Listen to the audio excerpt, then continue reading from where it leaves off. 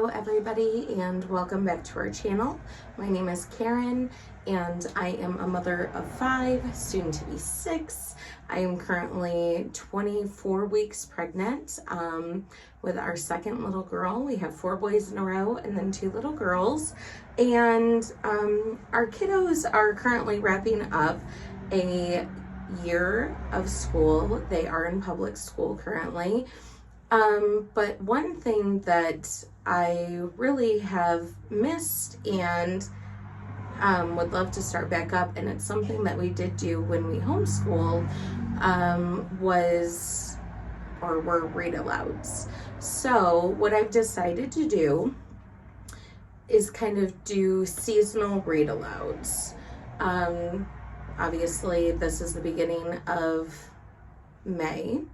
So ideally I should have started spring in April, but I think that we're going to do May and June as spring read alouds, and then fall into summer from there. But I just wanted to make a video and share a few of the books that we are going to be reading. One of the main reasons why I miss doing this and I love doing it and wanting to start it again is because it allows for us to all come together at some point in our day and really just kind of be together. I have been feeling very much so like we are constantly kind of in this rat race. And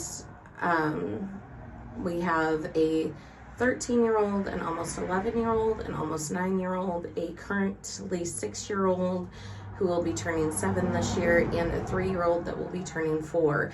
And then we will be welcoming our new little girl with us in late or mid to late fall, I guess, depending on mid to late summer. I'm sorry. I guess it depends on where you live and what your weather is.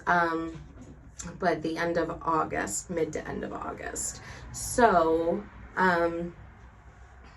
we're just constantly going. Our oldest is in sports. We have animals that keep us busy and just all of the things. And I am just really missing that ability to have all of us join together, and I'm hoping that this will kind of bridge that gap a little bit that I feel like we're having. And not only that, but you guys, it is so good to just have fun and read with your kids. Oh, my puppy is trying to get in here with me, if you heard that. He's scratching at the door. But because I have such a wide range of children and ages, picture books are cute for the little kids. Chapter books can sometimes be daunting. As far as the little ones always listening to that, or, my older kids are kind of into different genres completely. So that can make it a little bit difficult as well. But my hope is that they are just able to come together and be able to find joy in what we are reading. So these books, some of them are a little bit funny, for spring especially. We do have one book that I think will be humorous, but overall, they don't need to sit there, and if you homeschool, then you're going to understand what I'm saying about this. But for those of you who maybe have never done that before or have never instilled like a read aloud schedule kind of situation in your home, for different age groups like I have, I'm not expecting everybody to sit down and pay close attention to what I'm saying. I would just like for us to all be in the same room, collectively doing things quietly or listening quietly, or they could be drawing, they could be playing quietly, but just kind of taking that all in. And I think that that's something that as they get older, they will listen to, but I'm not going to expect my 3.5-year-old to sit down and listen to me read chapter books. She can play quietly and still be able to enjoy, and that will all come in time. It's just us getting together. That's the important part. Okay, I just grabbed the books that we are going to be reading this season, and I just wanted to share them with you. So, The Wind in the Willows will be our first read aloud. This style specifically, it is hardcover. It has more of like a canvas type feel to it, but we actually have, I purchased The Secret Garden and read that to Winnie and Milo, and it's the same style of book on the outside. So my hope is that as I continue to get the classics like this, that I will be able to set them aside in a collection for our kiddos, or maybe even grandkids one day to have, depending on who ends up with them, but at least so that Elowen and her little sister can have them. So our next book is the book that is going to be humorous this season. I saw this on and I forget the name of the channel, but I saw this on another channel. It's not one that I normally watch, but I just thought that this was funny. So this is The Adventures of Miss Pettifor, and it is a chapter book. It's by Ann Michaels, and it says, some adventures are just the right size, fitting into a single magical day. Thank you so much. Okay.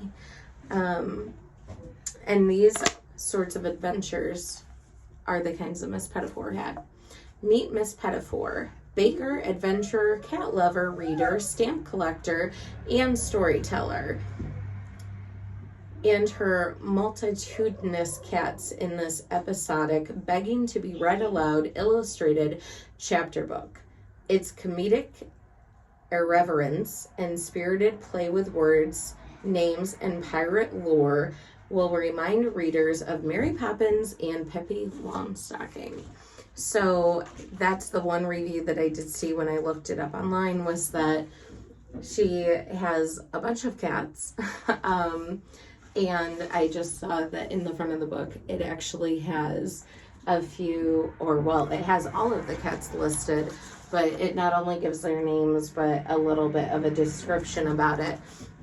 And as you can see on the back, they're all like flying along with her as she, I believe she uses a tablecloth to get around. But it's just supposed to be something that's funny and humorous and a break up in the day.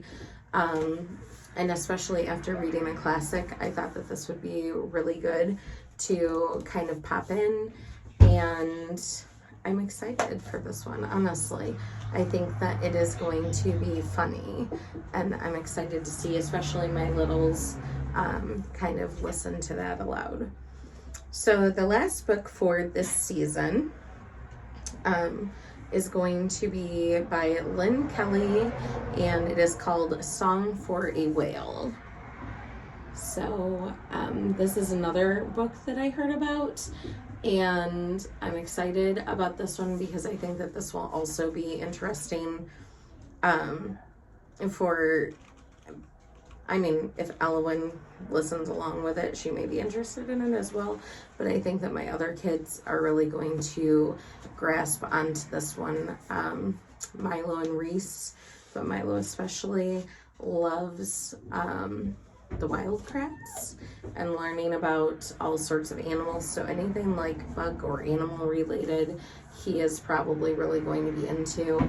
And then Noah and Ryland, which are my older two, they are to the point of learning about cool scientific things, and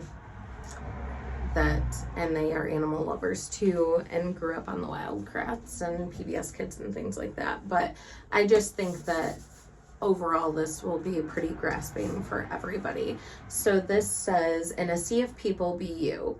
Iris is a 12-year-old girl who was born deaf. Her hearing classmates at school aren't good at sign language like she is, so it's not easy to make friends or even communicate with them. Blue 55 is a whale who sings a song that no other whales can hear. Scientists have dubbed him the loneliest whale in the world.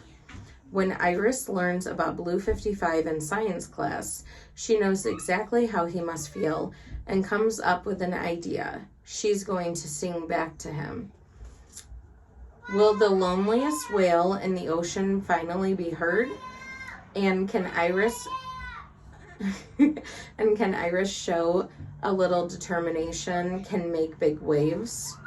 So I'm excited about this one. This will be the end of our summer, so we should be end of June, beginning of July, depending on how we are able to read and how long we spend each day reading.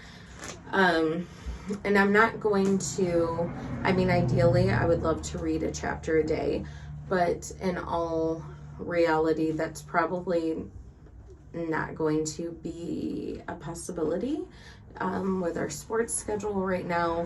So we may have to kind of stop mid chapters each day or something like that. So it will depend on how that goes as far as how quickly we finish these up. But I'm excited that I was able to share them with you, and I will give you a review on our favorite parts and who liked what book most when I come back with our summer read aloud list, which I did get. I have 3 of them already, and I will probably stop at 3. Honestly, until we get into fall where things kind of slow down, and we will have a new baby by that time and probably be nestled in at home a little bit more than we are now. I think I'm just going to stick with the 3 books per season, but if I find something that's maybe a shorter read or I can kind of throw along in there and find it still manageable, we'll see how spring and summer go. I have no problem with doing that because I'm excited to start this journey. So with all of that being said, those are the 3 books that we are going to be reading. Okay, so anyways, those are going to be the 3 books that we are going to be reading this season. And my dogs and my children are starting to need me. So I'm going to wrap this up quick. But some other things to look forward to other than just reviews of these books and upcoming books that we will be reading throughout this process is that we're coming up on summer. And my children know that Mom will keep them busy over summer. So I have a few ideas as the kids get older of how we're going to do summer. We've normally done like a little workbook that you purchase. I'm looking at a bookshelf right now, but I don't see any on there for me to be able to grab. But I don't think I'm going to go with an actual pre-made we usually use like the summer bridge books, and who knows, maybe I will find some of that and use that especially for math to just kind of keep them going with that. But I have found a few mini studies, and I'm going to make something or go along with something science wise as well for that. And I just want them to have fun. I want them to have fun over the summer, but they also all should be working on reading at this point. Milo is in 1st grade, Reese is in 2nd, Ryland is in 7th, and Noah is in 5th. And that's the grades that they're in this year, not what they'll be going into. So I think that that's important for them.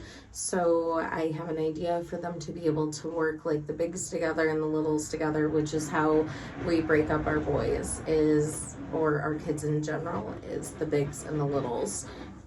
Reese is our middle right now, and he says that he's okay with being a little until the baby comes, and then he'll be a big because then we'll have 3 and 3. So that kind of assists him in being able to do some more fun things rather than fully, probably, I don't want to say responsible, but when it comes to chores and things like that. So he's okay with putting off becoming a big just a little bit longer.